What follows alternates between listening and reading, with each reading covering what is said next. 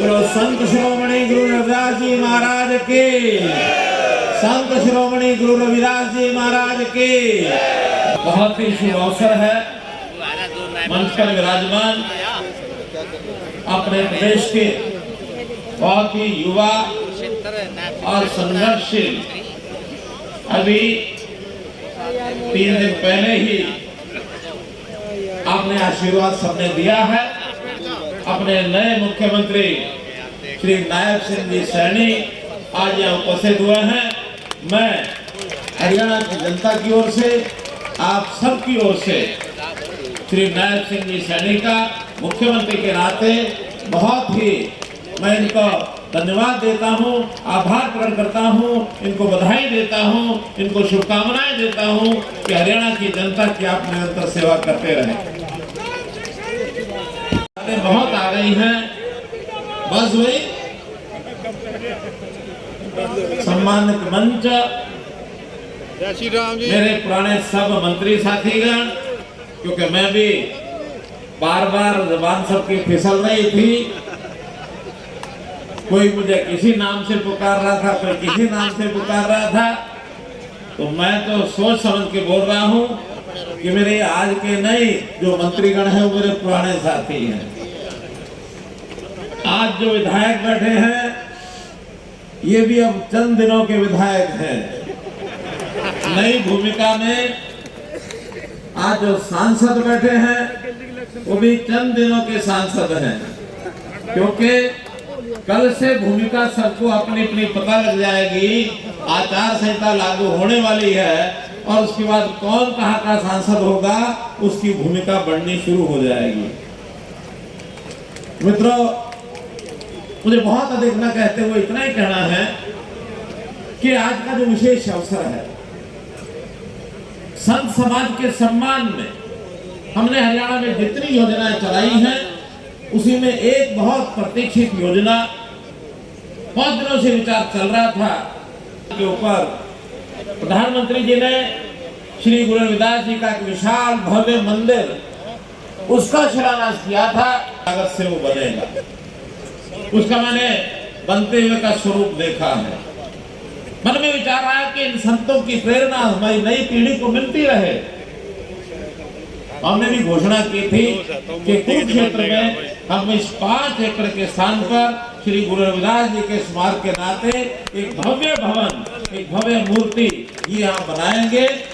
और इसके लिए तय तो हमने 5 एकड़ जमीन की थी, लेकिन आज जो मुझे बताया गया निशानदेही करने के बाद ये लगभग 5 एकड़ 3 कनाल जमीन निकली है, उससे ज्यादा ही निकली है पूरी जमीन को। और जहां तक इस स्मारक के स्थल का कुल लागत का अगर विचार करते हैं तो ये जमीन ही अपने आप में 27 करोड़ रुपए की जमीन है। 27 करोड़ की तो ये जमीन है। और इसके ऊपर जो भव्य स्थान बनेगा उस स्मारक और मंदिर का सब खर्च भी 25 करोड़ रुपया लगभग आएगा। ये 52 करोड़ रुपए का ये एक भव्य स्थान हरियाणा सरकार की ओर से ये बनाया जाएगा। हमारा जो शहरी विकास प्राधिकरण है, शहरी विकास प्राधिकरण के नाते से उनकी ओर से बना करके और समाज को समर्पित किया जाएगा। इसलिए मित्रों, आज का दिन हमारे लिए प्रेरणा का अवसर है। संतों की वाणी, संतों की शिक्षा हमारे सामने रहती है। लंबी बात मैं नहीं करता, इतना ही है कि काशी एक ऐसा स्थान हमारे लिए प्रेरणा स्थान है जहाँ एक ही समय में, एक ही वर्ष में 2 महापुरुषों का जन्म हुआ।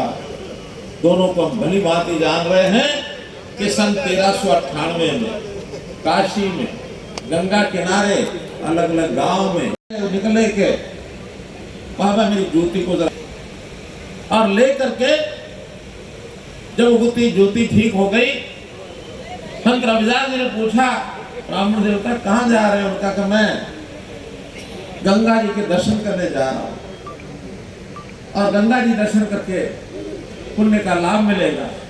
और उन्हें कटाक्ष कर दिया कि आप लोगों को तो गंगा दर्शन करने का लाभ मिल नहीं सकता, आप तो वहां जा नहीं सकते, ये भाग्य हमारा ही है, आपको ये लाभ नहीं मिल सकता।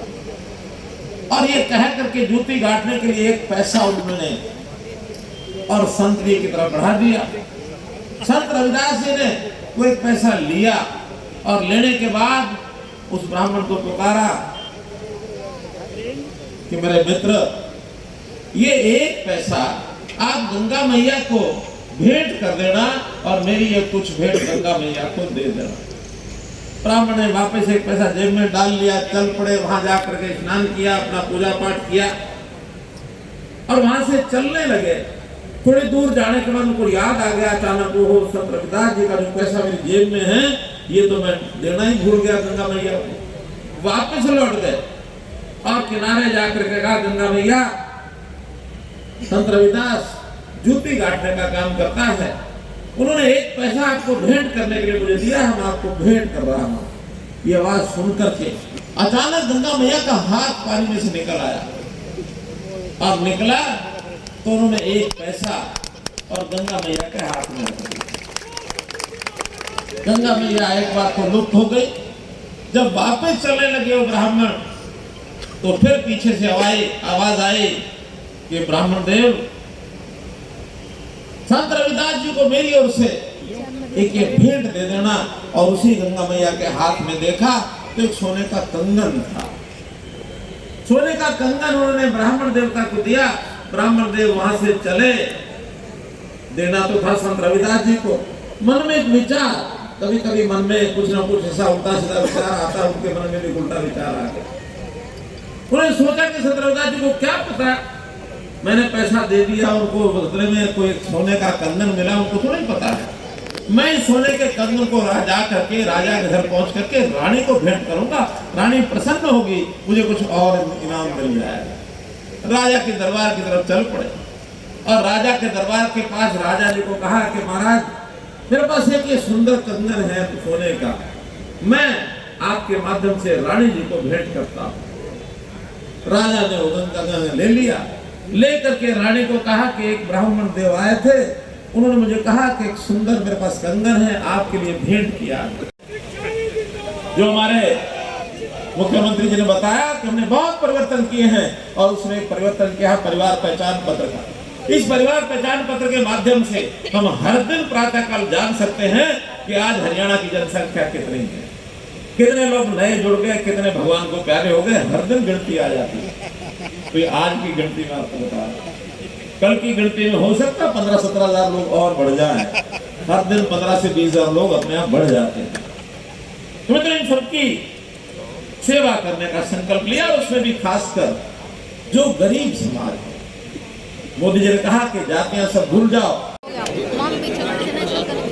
वाइट तो नहीं दी होगी ना ये शिवाजी